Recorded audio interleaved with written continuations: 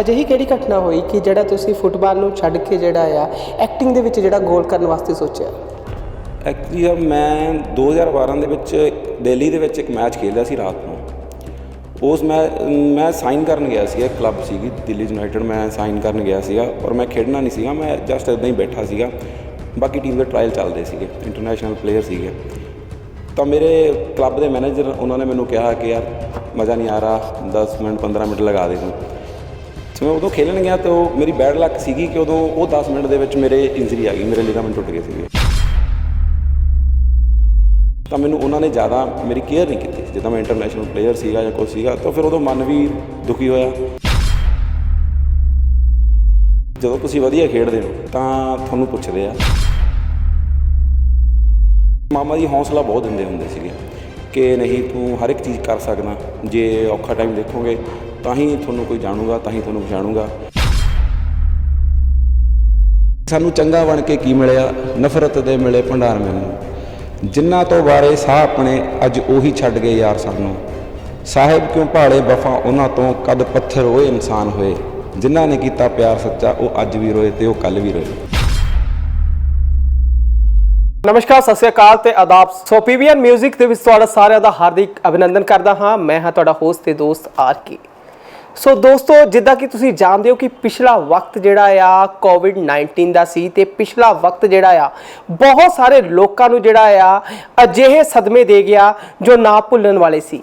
ਪਰ ਅਜਿਹੇ ਦੇ ਵਿੱਚ ਜਿਹੜਾ ਆ ਇਸ ਇੰਡਸਟਰੀ ਦੇ ਵਿੱਚ ਕੁਝ ਅਜਿਹੇ ਵਿਅਕਤੀ ਵੀ ਨੇ ਜਿਨ੍ਹਾਂ ਨੂੰ ਕੋਵਿਡ-19 ਦਾ ਵਕਤ ਜਿਹੜਾ ਆ ਵੱਡੇ ਵੱਡੇ ਤੋਹਫੇ ਦੇ ਗਿਆ। ਅਜਿਹਾ ਹੀ ਕਲਾਕਾਰ ਅੱਜ ਤੁਹਾਡੇ ਰੂਬਰੂ ਕਰਨ ਜਾ ਰਹੇ ਹਾਂ। ਨਾਮ ਹੈ ਸਾਹਿਬ ਬੋਪਾਰਾਏ। ਸੋ ਸਾਹਿਬ ਬੋਪਾਰਾਏ ਜਿਹੜਾ ਆ ਕੋਵਿਡ-19 ਦੇ ਦੌਰਾਨ ਜਿਹੜਾ ਆ ਸਾਹਿਬ ਬੋਪਾਰਾਏ ਦੀ ਜਿਹੜੀ ਇਹ ਜ਼ਿੰਦਗੀ ਬਦਲੀ ਅਤੇ ਉਹਨੂੰ ਇੱਕ ਨਵੀਂ ਰਫ਼ਤਾਰ ਮਿਲੀ। ਉਹਨਾਂ ਨਾਲ ਗੱਲਬਾਤ ਕਰ ਲੈਂਦੇ ਹਾਂ। ਹਾਂਜੀ, ਸਤਿ ਸ਼੍ਰੀ ਅਕਾਲ ਜੀ। ਸਤਿ ਸ਼੍ਰੀ ਅਕਾਲ ਜੀ। ਪੀਵੀਐਨ ਚੈਨਲ ਦੇਖ ਰਹੇ ਸਾਰੇ ਦਰਸ਼ਕਾਂ ਨੂੰ ਮੇਰੇ ਵੱਲੋਂ ਨਿੱਘੀ ਸਤਿ ਸ਼੍ਰੀ ਅਕਾਲ। ਅਤੇ ਮੈਂ ਪੀਵੀਐਨ ਚੈਨਲ ਦਾ ਬਹੁਤ ਬਹੁਤ ਧੰਨਵਾਦ ਕਰਦਾ ਜਿਨ੍ਹਾਂ ਨੇ ਮੈਨੂੰ ਇੰਟਰਵਿਊ ਦੇ ਲਈ ਬੁਲਾਇਆ। So thank you. ਸਾਹਿਬ, ਸਭ ਤੋਂ ਪਹਿਲਾ ਸਵਾਲ ਇਹੋ ਹੀ ਹੈ ਕਿ ਜਿਹੜਾ ਕੋਵਿਡ-19 ਨੇ ਇਸ ਦੌਰ ਦੇ ਵਿੱਚ ਜਿਹੜਾ ਆ ਬਹੁਤ ਕੁਝ ਬੁਰਾ ਹੋਇਆ, ਪਰ ਤੁਸੀਂ ਇੱਕ ਅਜਿਹੇ ਵਿਅਕਤੀਤਵ ਵਾਲੇ ਵਿਅਕਤੀ ਹੋ ਜਿਨ੍ਹਾਂ ਦੇ ਨਾਲ ਕੋਵਿਡ-19 ਦੇ ਵਿੱਚ ਜਿਹੜਾ ਆ ਇੱਕ ਨਵੀਆਂ ਬੁਲੰਦੀਆਂ, ਨਵੀਆਂ ਉਚਾਈਆਂ ਆਈਆਂ। ਇਹ ਸਭ ਕੁਝ ਕਿਸ ਤਰੀਕੇ ਦੇ ਨਾਲ ਹੋਇਆ? ਐਕਚੁਅਲੀ ਭਾਜੀ ਮੈਂ ਲੋਕਡਾਊਨ ਦੇ ਵਿੱਚ ਵੀ ਪ੍ਰੈਕਟਿਸ ਕਰਦਾ ਰਿਹਾ ਆਪਦੀ ਐਕਟਿੰਗ। ਮੈਂ ਸਿੱਖਦਾ ਵਾਂ, ਥੀਏਟਰ ਕਰਦਾ ਵਾਂ। ਅਤੇ ਜਿਹੜੇ ਮੇਰੇ ਟੀਚਰ ਨੇ ਅਨੀਤਾ ਸ਼ਬਦੀਸ਼ ਜੀ, ਉਹਨਾਂ ਨੇ ਮੈਨੂੰ ਔਨਲਾਈਨ ਕਲਾਸਿਸ ਵੀ ਮੇਰੇ ਲੈਂਦੇ ਰਹੇ। ਸੋ ਸਾਨੂੰ ਉਹ ਟਾਈਮ ਪੀਰੀਅਡ ਦੇ ਵਿੱਚ ਵੀ ਬਹੁਤ ਕੁਝ ਸਿੱਖਣ ਨੂੰ ਮਿਲਿਆ। ਅਤੇ ਅਸੀਂ ਮਤਲਬ ਮੈਂ ਕਾਫੀ ਪ੍ਰੈਕਟਿਸ ਕਰਦਾ ਰਿਹਾ ਉਦੋਂ। ਅਤੇ ਲੋਕਡਾਊਨ ਦੇ ਵਿੱਚ ਹੀ ਮੈਨੂੰ ਇੱਕ ਆਫਰ ਹੋਈ ਮਿਊਜ਼ਿਕ ਵੀਡੀਓ ਦੀ। ਸੋ ਮਿਊਜ਼ਿਕ ਵੀਡੀਓ ਤੋਂ ਬਾਅਦ ਇੱਕ ਹੋਰ ਆਫਰ ਅਤੇ ਮਿਹਨਤ ਵੀ ਕਰਦੇ ਗਏ ਅਤੇ ਨਾਲ ਦੀ ਨਾਲ ਕੰਮ ਵੀ ਚੱਲਦਾ ਰਿਹਾ। ਸੋ ਕਰ ਰਹੇ ਹਾਂ, ਹੁਣ ਚੱਲ ਰਿਹਾ ਵਾ ਕੰਮ। ਹਲੇ ਮਿਊਜ਼ਿਕ ਵੀਡੀਓਜ਼ ਕਰ ਰਿਹਾ ਵਾ, ਮੈਂ ਵੈੱਬ ਸੀਰੀਜ਼ ਕਰ ਰਿਹਾ ਵਾ ਅਤੇ ਹੋਰ ਵੀ ਮੇਰੇ ਕਈ ਨਵੇਂ ਪ੍ਰੋਜੈਕਟ ਆ ਰਹੇ ਨੇ। ਅੱਛਾ, ਸ਼ੁਰੂਆਤ ਕਿੱਥੋਂ ਹੁੰਦੀ ਹੈ ਤੁਹਾਨੂੰ ਜਦੋਂ ਤੁਸੀਂ ਇੰਡਸਟਰੀ 'ਚ ਵੜੇ? ਕਿ ਇਹ ਲਾਸਟ ਸਾਲ ਹੀ ਜਿਹੜਾ ਹੈ ਤੁਸੀਂ ਇਸ ਇੰਡਸਟਰੀ 'ਚ ਆਏ ਕਿ ਇਸ ਤੋਂ ਪਹਿਲਾਂ ਜਿਹੜੀਆਂ ਤਿਆਰੀਆਂ ਜਿਹੜੀਆਂ ਸੀ ਤੁਹਾਡੀਆਂ ਸਟਾਰਟ ਸੀ? ਨਹੀਂ, ਐਕਚੁਅਲੀ ਮੈਂ 2012 ਤੋਂ ਮਾਡਲਿੰਗ ਇੰਡਸਟਰੀ ਦੇ ਵਿੱਚ ਆਇਆ ਸੀਗਾ, ਫੈਸ਼ਨ ਮਾਡਲਿੰਗ। ਮੈਂ ਬਲੈਕਬੇਰੀ ਨਾਲ ਪਹਿਲਾਂ ਸ਼ੋਅ ਸ਼ੁਰੂ ਕੀਤੇ ਸੀਗੇ ਐਜ਼ ਏ ਮਾਡਲ, ਅਤੇ ਮੈਂ ਉਹਨਾਂ ਨਾਲ ਕੰਮ ਕੀਤਾ। ਫਿਰ ਉਸ ਤੋਂ ਬਾਅਦ ਬਹੁਤ ਸਾਰੇ ਬ੍ਰਾਂਡਸ ਦੇ ਨਾਲ ਮੈਂ ਕੰਮ ਕਰਦਾ ਆ। 7-8 ਸਾਲ ਮੈਂ ਮਾਡਲਿੰਗ ਲਾਈਨ ਦੇ ਵਿੱਚ ਕਾਫੀ ਐਕਟਿਵ ਰਿਹਾ। ਫਿਰ 2 ਸਾਲ ਬਾਅਦ ਮੈਨੂੰ ਇੱਕ ਡਾਇਰੈਕਟਰ ਸਰ ਨੇ ਉਹਨਾਂ ਨੇ ਬੁਲਾਇਆ ਸੀ ਮੂਵੀ ਦੇ ਲਈ, ਅਤੇ ਮੈਂ ਉਹਨਾਂ ਕੋਲ ਗਿਆ ਅਤੇ ਉਹਨਾਂ ਨੇ ਮੈਨੂੰ ਮੂਵੀ ਦੀ ਆਫਰ ਕੀਤੀ ਸੀ। ਅਤੇ ਮੈਂ ਉਹਨਾਂ ਨੂੰ ਕਿਹਾ ਕਿ ਮੈਨੂੰ ਨਹੀਂ ਪਤਾ ਕਿ ਮੈਂ ਐਕਟਰ ਹੈਗਾ, ਨਹੀਂ ਕਿ ਮੈਂ ਮਾਡਲ ਤਾਂ ਹੈਗਾ। ਔਰ ਮੇਰਾ ਨੂੰ ਇੱਦਾਂ ਹੁੰਦਾ ਸੀ ਕਿ ਮੈਂ ਬਿਨਾਂ ਸਿੱਖੇ ਨਹੀਂ ਕੁਛ ਕਰਨਾ, ਕਿ ਮੈਂ ਲੰਬੀ ਰੇਸ ਦਾ ਘੋੜਾ ਬਣਨਾ ਅਤੇ ਮੈਂ ਖ਼ਤਮ ਨਹੀਂ ਹੋਣਾ ਇੱਕ ਵਾਰੀ ਕੋਈ ਵੀ ਪ੍ਰੋਜੈਕਟ ਕਰਕੇ। ਸੋ ਉਦੋਂ ਫਿਰ ਉਹਨਾਂ ਨੇ ਮੈਨੂੰ ਰਿਕਮੈਂਡ ਕੀਤਾ। ਸਾਡਾ ਮੋਹਾਲੀ ਦੇ ਵਿੱਚ ਸੁਚੇਤਕ ਸਕੂਲ ਆਫ ਐਕਟਿੰਗ ਸਾਡਾ ਗਰੁੱਪ ਹੈਗਾ ਵਾ। ਅਨੀਤਾ ਸ਼ਬਦੀਸ਼ ਮੈਮ ਚਲਾਉਂਦੇ ਨੇ ਉਹਨਾਂ ਨੂੰ, ਸ਼ਬਦੀਸ਼ ਸਰ। ਉਹਨਾਂ ਨੇ ਮੈਂ ਉਹਨਾਂ ਕੋਲ ਗਿਆ ਅਤੇ 2 ਸਾਲ ਤੋਂ ਫਿਰ ਮੈਂ ਉਹਨਾਂ ਕੋਲੋਂ ਐਕਟਿੰਗ ਸਿੱਖ ਰਿਹਾ ਵਾ। ਉੱਥੇ ਉਹਨਾਂ ਨੇ ਮੈਨੂੰ ਬਹੁਤ ਹਾਰਡ ਵਰਕ ਕਰਵਾਇਆ ਅਤੇ ਉਹ ਬਸ ਉਹਨਾਂ ਨਾਲ ਕੰਮ ਕਰਦੇ ਕਰਦੇ ਐਕਟਿੰਗ ਦੀਆਂ ਬਰੀਕੀਆਂ ਦਾ ਪਤਾ ਲੱਗਿਆ। ਹੋਰ ਕੌਨਫੀਡੈਂਸ ਹੈਗਾ ਮੈਨੂੰ। ਪਬਲਿਕ ਫੇਸ ਕਰਨ ਦੀ ਕੋਈ ਪ੍ਰੋਬਲਮ ਨਹੀਂ ਸੀਗੀ ਕਿਉਂਕਿ ਮੈਂ ਸ਼ੁਰੂ ਤੋਂ ਪਬਲਿਕ ਦੇ ਵਿੱਚ ਰਿਹਾ ਸੀਗਾ। ਫਿਰ ਉੱਥੋਂ ਐਕਟਿੰਗ ਸਿੱਖੀ ਉਹਨਾਂ ਤੋਂ। ਅਤੇ ਮੈਮ ਨੇ ਇੱਕ ਵਾਰੀ ਮੈਨੂੰ ਕਿਹਾ ਵੀ ਸੀ ਕਿ ਤੂੰ ਸਿਰਫ ਐਕਟਿੰਗ 'ਤੇ ਫੋਕਸ ਕਰ ਅਤੇ ਤੇਰਾ ਕਰੀਅਰ ਬਹੁਤ ਵਧੀਆ ਇੰਡਸਟਰੀ ਦੇ ਵਿੱਚ। ਅੱਛਾ, ਜੇ ਬਚਪਨ ਦੀ ਗੱਲ ਕੀਤੀ ਜਾਵੇ ਤਾਂ ਕੀ ਬਚਪਨ ਦੇ ਵਿੱਚ ਹੀ ਤੁਹਾਨੂੰ ਐਕਟਿੰਗ ਦਾ ਸ਼ੌਂਕ ਸੀ ਜਾਂ ਮਾਡਲਿੰਗ ਦਾ ਸ਼ੌਂਕ ਸੀ, ਕਿ ਜਾਂ ਇਹ ਸ਼ੌਂਕ ਜਿਹੜਾ ਬਾਅਦ ਦੇ ਵਿੱਚ ਜਾਗ ਗਿਆ? ਨਹੀਂ, ਬਚਪਨ ਦੇ ਵਿੱਚ ਤਾਂ ਇਦਾਂ ਦਾ ਕੁਝ ਨਹੀਂ ਸੀਗਾ ਜੀ ਕਿ ਮੈਂ ਜਾਂ ਮਾਡਲ ਬਣਨਾ ਜਾਂ ਇਦਾਂ ਐਕਟਿੰਗ ਲਾਈਨ ਦੇ ਵਿੱਚ ਆਉਣਾ। ਮੈਂ ਬਚਪਨ ਦੇ ਵਿੱਚ ਸਪੋਰਟਸ ਕਰਦਾ ਸੀਗਾ, ਤਾਂ ਮੈਂ 5 ਸਾਲ ਦੀ ਏਜ ਤੋਂ ਫੁੱਟਬਾਲ ਦੇ ਵਿੱਚ ਆ ਗਿਆ ਸੀਗਾ। ਐਕਚੁਅਲੀ ਮੇਰੇ ਮਾਮਾ ਜੀ ਨੇ ਸਰਦਾਰ ਪਰਮਿੰਦਰ ਸਿੰਘ, ਉਹ ਇੰਟਰਨੈਸ਼ਨਲ ਪਲੇਅਰ ਸੀਗੇ। ਸੋ ਉਹਨਾਂ ਦੇ ਨਾਲ ਮੈਂ ਬਹੁਤ ਛੋਟਾ ਹੁੰਦਾ ਹੀ ਹੱਥ 'ਚ ਬਾਲ ਫੜਨ ਲੱਗ ਗਿਆ ਅਤੇ ਪੈਰ ਮਾਰਨ ਲੱਗ ਗਿਆ ਬਾਲ ਨੂੰ। ਮੈਂ ਤੁਹਾਨੂੰ ਦੱਸਿਆ ਕਿ ਮੈਂ 6 ਸਾਲ ਦੀ ਉਮਰ ਦੇ ਵਿੱਚ ਮੈਂ ਪੰਜਾਬ ਵੱਲੋਂ ਪਹਿਲਾਂ ਟੂਰਨਾਮੈਂਟ ਖੇਡਣ ਗਿਆ ਸੀ। ਪੰਜਾਬ ਦੀ ਟੀਮ ਦੇ ਵਿੱਚ ਸਿਲੈਕਟ ਹੋਇਆ ਸੀਗਾ ਮੈਂ, ਅਤੇ ਮੈਂ ਗੋਆ ਖੇਡਣ ਗਿਆ ਸੀ। ਮੈਨੂੰ ਯਾਦ ਹੈ ਕਿ ਮੈਂ ਜੋ ਟ੍ਰੇਨ ਦੇ ਵਿੱਚ ਗਿਆ ਸੀ, ਬੜਾ ਛੋਟਾ ਸੀਗਾ, ਪਰ ਮਾਮਾ ਜੀ ਹੌਸਲਾ ਬਹੁਤ ਦਿੰਦੇ ਹੁੰਦੇ ਸੀਗੇ ਕਿ ਨਹੀਂ, ਤੂੰ ਹਰ ਇੱਕ ਚੀਜ਼ ਕਰ ਸਕਦਾ, ਜੇ ਔਖਾ ਟਾਈਮ ਦੇਖੋਗੇ ਤਾਂ ਹੀ ਤੁਹਾਨੂੰ ਕੋਈ ਜਾਣੂਗਾ, ਤਾਂ ਹੀ ਤੁਹਾਨੂੰ ਪਛਾਣੂਗਾ। ਫਿਰ ਫੁੱਟਬਾਲ ਦੇ ਲਈ ਮੈਂ ਪਾਗਲ ਸੀਗਾ, ਮੈਂ ਫੁੱਟਬਾਲ ਨਾਲ ਲੈ ਕੇ ਸੌਂਦਾ ਸੀਗਾ। ਫੁੱਟਬਾਲ ਤੋਂ ਬਿਨਾਂ ਮੈਨੂੰ ਕੁਛ ਯਾਦ ਨਹੀਂ ਸੀ ਰਹਿੰਦਾ। ਸਕੂਲ ਦੇ ਵਿੱਚ ਮੈਨੂੰ ਸਾਰੇ, ਮੈਂ ਸਪੋਰਟਸਮੈਨ ਸੀਗਾ, ਇਸ ਕਰਕੇ ਸਾਰੇ ਮੇਰੇ ਨਾਲ ਜ਼ਿਆਦਾ ਪਿਆਰ ਮੁਹੱਬਤ ਕਰਦੇ ਸੀ, ਟੀਚਰ ਵੀ ਸਾਰੇ ਕਰਦੇ ਸੀ, ਅਤੇ ਕਾਲਜ ਵਿੱਚ ਵੀ ਇੱਦਾਂ ਹੀ ਸੀਗਾ। ਫੁੱਟਬਾਲ ਦਾ ਮੈਨੂੰ ਜ਼ਿਆਦਾ ਸੀਗਾ ਕਿ ਮੈਂ ਦਿਲ ਤੋਂ ਜਿਹੜੀ ਚੀਜ਼ ਕਰੀ ਸੀਗੀ, ਅਤੇ ਮੈਂ ਫੁੱਟਬਾਲ ਸੀਗਾ, ਅਤੇ ਮੈਂ ਫਿਰ ਇੰਡੀਆ ਖੇਲਿਆ ਵੀ ਉਹ। ਅੱਛਾ, ਅਜਿਹੀ ਕਿਹੜੀ ਘਟਨਾ ਹੋਈ ਕਿ ਜਿਹੜਾ ਤੁਸੀਂ ਫੁੱਟਬਾਲ ਨੂੰ ਛੱਡ ਕੇ ਜਿਹੜਾ ਆ ਐਕਟਿੰਗ ਦੇ ਵਿੱਚ ਜਿਹੜਾ ਗੋਲ ਕਰਨ ਵਾਸਤੇ ਸੋਚਿਆ? ਐਕਚੁਅਲੀ ਮੈਂ 2012 ਦੇ ਵਿੱਚ ਦਿੱਲੀ ਦੇ ਵਿੱਚ ਇੱਕ ਮੈਚ ਖੇਲਿਆ ਸੀ ਰਾਤ ਨੂੰ। ਉਸ ਮੈਂ ਸਾਈਨ ਕਰਨ ਗਿਆ ਸੀਗਾ, ਕਲੱਬ ਸੀਗੀ ਦਿੱਲੀ ਯੂਨਾਈਟਿਡ, ਮੈਂ ਸਾਈਨ ਕਰਨ ਗਿਆ ਸੀਗਾ, ਔਰ ਮੈਂ ਖੇਡਣਾ ਨਹੀਂ ਸੀਗਾ, ਮੈਂ ਜਸਟ ਇੱਦਾਂ ਹੀ ਬੈਠਾ ਸੀਗਾ। ਬਾਕੀ ਟੀਮ ਦੇ ਟਰਾਇਲ ਚੱਲਦੇ ਸੀਗੇ, ਇੰਟਰਨੈਸ਼ਨਲ ਪਲੇਅਰ ਸੀਗੇ। ਤਾਂ ਮੇਰੇ ਕਲੱਬ ਦੇ ਮੈਨੇਜਰ, ਉਹਨਾਂ ਨੇ ਮੈਨੂੰ ਕਿਹਾ ਕਿ ਯਾਰ ਮਜ਼ਾ ਨਹੀਂ ਆ ਰਿਹਾ, 10 ਮਿੰਟ 15 ਮਿੰਟ ਲਗਾ ਦੇ ਤੂੰ। ਸੋ ਮੈਂ ਉਦੋਂ ਖੇਲਣ ਗਿਆ ਤਾਂ ਮੇਰੀ ਬੈਡ ਲੱਕ ਸੀਗੀ ਕਿ ਉਦੋਂ ਉਹ 10 ਮਿੰਟ ਦੇ ਵਿੱਚ ਮੇਰੇ ਇੰਜਰੀ ਆ ਗਈ, ਮੇਰੇ ਲਿਗਾਮੈਂਟ ਟੁੱਟ ਗਏ ਸੀਗੇ। ਫਿਰ ਉਦੋਂ ਇੱਕ ਵਾਰੀ ਲੱਗਿਆ ਕਿ ਇੰਨੀ ਮਿਹਨਤ ਕੀਤੀ, ਕਰੀਅਰ ਸਾਰਾ ਖ਼ਰਾਬ ਹੋ ਗਿਆ। ਉਸ ਟਾਈਮ ਮੈਂ ਇੰਡੀਆ ਟੀਮ ਨਹੀਂ, ਉਹ ਵੀ ਖੇਡ ਰਿਹਾ ਸੀਗਾ। ਵੈਸੇ ਮੈਂ ਕਲੱਬ ਦੇ ਸਾਈਨ ਕਰਨ ਗਿਆ ਸੀ। ਫਿਰ ਉਸ ਤੋਂ ਬਾਅਦ ਕਲੱਬ ਨੇ ਮੈਨੂੰ, ਜਦੋਂ ਤੁਸੀਂ ਵਧੀਆ ਖੇਡਦੇ ਹੋ ਤਾਂ ਤੁਹਾਨੂੰ ਪੁੱਛਦੇ ਆ, ਜਦੋਂ ਤੁਸੀਂ 100% ਨਹੀਂ ਦਿੰਦੇ ਜਾਂ ਸੱਟ ਲੱਗ ਗਈ ਤਾਂ ਮੈਨੂੰ ਉਹਨਾਂ ਨੇ ਜ਼ਿਆਦਾ ਮੇਰੀ ਕੇਅਰ ਨਹੀਂ ਕੀਤੀ। ਜਿੱਦਾਂ ਮੈਂ ਇੰਟਰਨੈਸ਼ਨਲ ਪਲੇਅਰ ਸੀਗਾ ਜਾਂ ਕੁਛ ਸੀਗਾ, ਤਾਂ ਫਿਰ ਉਦੋਂ ਮਨ ਵੀ ਦੁਖੀ ਹੋਇਆ ਕਿ ਅਸੀਂ ਇੰਡੀਆ ਲਈ ਖੇਡਣੇ ਆ, ਇੰਨਾ ਕੁਛ ਕੀਤਾ ਵੀ ਆ, ਮਿਹਨਤ ਕੀਤੀ ਆ, ਦਿਨ ਰਾਤ ਇੱਕ ਕੀਤਾ। ਫਿਰ ਉਸ ਤੋਂ ਬਾਅਦ ਇੰਜਰੀ ਤੋਂ ਬਾਅਦ ਆਪਰੇਸ਼ਨ ਕਰਵਾਇਆ, ਫਿਰ ਵਾਪਸ ਫੁੱਟਬਾਲ ਖੇਲਿਆ 1 ਸਾਲ। ਫਿਰ ਉਹਦੇ ਦੌਰਾਨ ਹੀ ਮੈਂ ਬੰਬੇ ਦੇ ਵਿੱਚ ਫੁੱਟਬਾਲ ਖੇਡਦਾ ਸੀ, ਅਤੇ ਮੈਨੂੰ ਬਲੈਕਬੇਰੀ ਨੇ ਆਫਰ ਕਰ ਦਿੱਤੀ। ਮੇਰੀ ਕਲੱਬ ਦੇ ਵਿੱਚ ਫੋਰਨਰ ਪਲੇਅਰ ਖੇਡਦੇ ਸੀਗੇ, ਉਹਨਾਂ ਨੂੰ ਵੀ ਆਫਰ ਕੀਤੀ ਉਹਨਾਂ ਨੇ, ਅਤੇ ਮੈਨੂੰ ਵੀ ਕਰ ਦਿੱਤੀ। ਫਿਰ ਮੈਂ ਕਿਹਾ ਵੀ ਸੀਗਾ ਕਿ ਮੈਂ ਫੋਰਨਰ ਨਹੀਂ, ਮੈਂ ਇੰਡੀਅਨ ਆ, ਪਰ ਉਹਨਾਂ ਨੂੰ ਸੂਟੇਬਲ ਸੀਗਾ ਮੈਂ ਉਹਨਾਂ ਦੇ ਬ੍ਰਾਂਡ ਲਈ। ਫਿਰ ਮੈਂ ਬਲੈਕਬੇਰੀ ਨਾਲ ਉਦੋਂ ਸ਼ੋਅ ਕੀਤਾ। ਭਾਜੀ ਜੇ ਫੈਮਿਲੀ ਦੀ ਗੱਲ ਕੀਤੀ ਜਾਵੇ ਤਾਂ ਫੈਮਿਲੀ 'ਚ ਕੌਣ ਕੌਣ ਹੈ? ਐਕਚੁਅਲੀ ਮੈਂ ਆਪਣੀ ਨਾਨਕੇ ਪਰਿਵਾਰ ਨਾਲ ਰਹਿਣਾ ਸ਼ੁਰੂ ਤੋਂ, ਅਤੇ ਮੇਰੇ ਮਾਮਾ ਜੀ ਸੋਹਣੇ ਜਿਹੇ ਹੁਣ ਐਕਸਪਾਇਰ ਹੋ ਗਏ, ਉਹ ਵੀ ਨਹੀਂ ਹੈਗੇ। ਨਾਨਾ ਨਾਨੀ ਹੋਣੇ, ਉਹਨਾਂ ਨਾਲ ਮੈਂ ਰਹਿੰਦਾ ਰਿਹਾ ਸੀ, ਜੁਆਇੰਟ ਫੈਮਿਲੀ 'ਚ ਰਹਿੰਦੇ ਸੀ। ਐਕਚੁਅਲੀ ਮੇਰੇ ਫਾਦਰ ਨਹੀਂ ਸੀਗੇ, ਮੈਂ ਹਾਲੇ 2 ਮਹੀਨੇ ਦਾ ਹੀ ਸੀਗਾ ਛੋਟਾ, ਜਦੋਂ ਮੇਰੇ ਪਾਪਾ ਦੀ ਡੈਥ ਹੋ ਗਈ ਸੀਗੀ। ਸੋ ਫਿਰ ਮੰਮੀ ਅਤੇ ਅਸੀਂ ਸਾਰੇ ਇੱਥੇ ਨਾਨਕੇ ਪਰਿਵਾਰ ਆ ਗਏ, ਨਾਨਾ ਜੀ ਸਾਨੂੰ ਲੈ ਆਏ ਸੀਗੇ।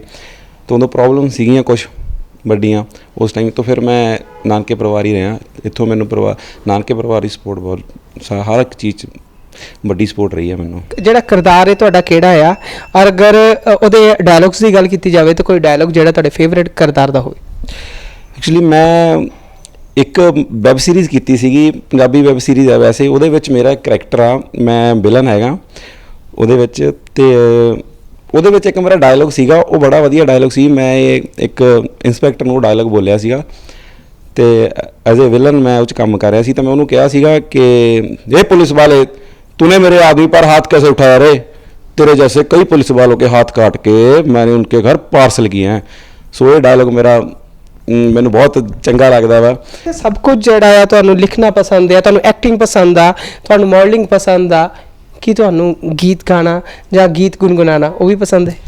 ਹਾਂਜੀ, ਅਕਸਰ ਜਦੋਂ ਮੈਂ ਲਿਖਦਾ ਵਾ ਤਾਂ ਓਬਵੀਅਸਲੀ ਉਦੋਂ ਪਹਿਲਾਂ ਤੁਸੀਂ ਆਪਣੇ ਮਨ ਦੇ ਵਿੱਚ ਗੀਤ ਗੁਣਗੁਣਾਉਂਦੇ ਹੋ, ਫਿਰ ਤੁਹਾਨੂੰ ਲਾਈਨਾਂ ਆਉਂਦੀਆਂ, ਸਟੋਰੀ ਆਉਂਦੀ ਆ, ਤਾਂ ਹੀ ਤੁਸੀਂ ਲਿਖਦੇ ਹੋ। ਪਰ ਮੈਨੂੰ ਫਿਲਹਾਲ ਨਹੀਂ, ਸ਼ਾਇਦ ਆਉਣ ਵਾਲੇ ਸਮੇਂ ਦੇ ਵਿੱਚ ਥੋੜ੍ਹਾ ਹੋਰ ਰੁਕ ਕੇ, ਕਿਉਂਕਿ ਹਲੇ ਐਕਟਿੰਗ ਵੱਲ ਫੋਕਸ ਚੱਲ ਰਹੀ ਆ। ਜੇ ਆਪਣਾ ਲਿਖਿਆ ਹੋਇਆ ਜੇ ਗੁਣਗੁਣਾਉਣਾ ਹੋਵੇ ਤਾਂ ਕੀ ਗੁਣਗੁਣਾਓ? ਐਕਚੁਅਲੀ ਇੱਕ ਨਾ ਮੇਰੇ ਨਾਲ ਟ੍ਰੈਜਡੀ ਹੋਈ ਸੀ, ਮੈਂ ਤੁਹਾਨੂੰ ਉੱਦਾਂ ਸੁਣਾ ਦੇਣਾ, ਫਿਰ ਗਾ ਕੇ ਤਾਂ ਨਹੀਂ। ਮੈਂ 4 ਲਾਈਨਾਂ ਲਿਖੀਆਂ ਸੀਗੀਆਂ। ਇੱਕ ਮੇਰੇ ਨਾਲ ਹੈਪਨ ਹੋਇਆ ਸੀ 2011 ਦੇ ਵਿੱਚ। ਉਹ ਟਰਨਿੰਗ ਪੁਆਇੰਟ ਸੀਗਾ ਮੇਰਾ ਕਿ ਮੈਂ ਜਦੋਂ ਲਿਖਣ ਵੱਲ ਆ ਗਿਆ। ਉਹਦੀ ਡਿਟੇਲ ਤਾਂ ਨਹੀਂ ਦੱਸਦਾ ਮੈਂ ਤੁਹਾਨੂੰ, ਪਰ ਮੈਂ ਦੱਸਦਾ ਉਦੋਂ ਲਾਈਨਾਂ ਲਿਖੀਆਂ ਸੀ, ਤੁਹਾਨੂੰ ਥੋੜ੍ਹਾ ਕਲੀਅਰ ਹੋ ਜਾਊਗਾ। ਮੈਂ ਲਿਖਿਆ ਸੀ ਕਿ ਸਾਨੂੰ ਚੰਗਾ ਬਣ ਕੇ ਕੀ ਮਿਲਿਆ, ਨਫ਼ਰਤ ਦੇ ਮਿਲੇ ਭੰਡਾਰ ਮੈਨੂੰ, ਜਿਨ੍ਹਾਂ ਤੋਂ ਬਾਰੇ ਸਾਹ ਆਪਣੇ ਅੱਜ ਉਹੀ ਛੱਡ ਗਏ ਯਾਰ ਸਾਨੂੰ, ਸਾਹਿਬ ਕਿਉਂ ਭਾਲੇ ਵਫਾ ਉਹਨਾਂ ਤੋਂ, ਕਦ ਪੱਥਰ ਉਹ ਇਨਸਾਨ ਹੋਏ, ਜਿਨ੍ਹਾਂ ਨੇ ਕੀਤਾ ਪਿਆਰ ਸੱਚਾ ਉਹ ਅੱਜ ਵੀ ਰੋਏ ਅਤੇ ਉਹ ਕੱਲ੍ਹ ਵੀ ਰੋਏ। ਸੋ ਬੇहद ਖੂਬ ਹੈ ਤੁਹਾਡੀਆਂ ਇਹ ਸਤਰਾਂ।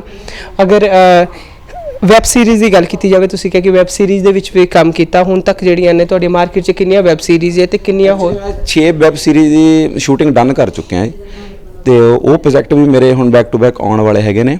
ਤੇ ਇੱਕ ਲਵ ਸਟੋਰੀ ਵੀ ਕੀਤੀ ਆ ਮੈਂ, ਮਰਡਰ ਵੀ ਕੀਤੀ ਆ ਤੇ ਉਹਦੇ ਵਿੱਚ ਮਤਲਬ ਮੇਰੇ ਉੱਦਾਂ ਦੇ ਕਰੈਕਟਰ ਨੇ, ਮਤਲਬ ਉਹਦੇ ਵਿੱਚ ਮੈਂ ਐਜ਼ ਏ ਹੀਰੋ ਕੰਮ ਕੀਤਾ ਵਾ। ਮਰਡਰ ਵੈਬ ਸੀਰੀਜ਼ ਹੈ ਉਹ, ਤਾਂ ਉਹਦੇ ਵਿੱਚ ਮੈਨੂੰ ਜ਼ਿਆਦਾ ਮਜ਼ਾ ਆਇਆ। ਤੇ ਮੈਂ ਇੱਕ ਕਰੈਕਟਰ ਕੀਤਾ ਹੈਗਾ ਜਿਵੇਂ ਕਬੀਰ ਸਿੰਘ ਮੂਵੀ ਸੀਗੀ, ਉਹ ਕਰੈਕਟਰ ਮੇਰੀ ਲਾਈਫ ਤੋਂ ਬਿਲਕੁਲ ਹਟ ਕੇ ਸੀਗਾ।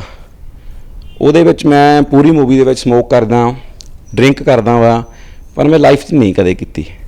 ਨਾ ਮੈਂ ਸਮੋਕ ਕੀਤੀ ਆ, ਨਾ ਮੈਂ ਕਦੇ ਡਰਿੰਕ ਕੀਤੀ ਆ, ਪਰ ਪੂਰੀ ਮੂਵੀ ਦੇ ਵਿੱਚ ਮੈਂ ਸਮੋਕ ਕਰ ਰਿਹਾ, ਡਰਿੰਕ ਕਰ ਰਿਹਾ ਵਾ, ਲੇਕਿਨ ਉਹ ਸਾਰਾ ਕੁਝ ਆਰਟੀਫਿਸ਼ੀਅਲ ਸੀਗਾ।